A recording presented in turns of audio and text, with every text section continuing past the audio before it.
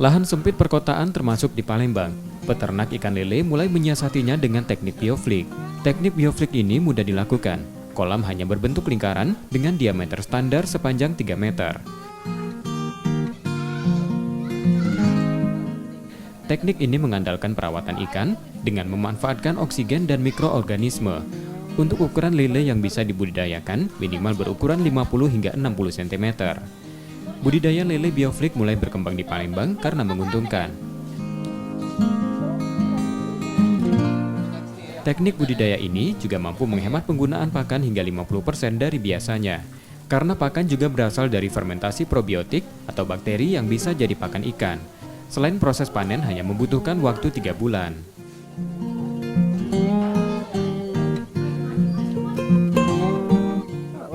Kalau dikira-kira dibandingkan, insya Allah lebih untung bioflok ini, Pak.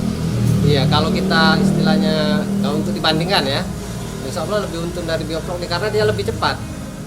Kalau kolam biasa itu sampai mungkin 5 bulan, kalau bioflok ini kan sistem bioflok ini paling lama dia 3 bulan, Pak. Gitu kan.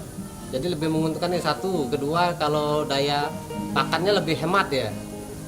Misalnya dalam 1 bulan tuh kita ngeluarkan 3 karung, kalau untuk bioflok mungkin 1,5 karung lebih hemat 50% ya.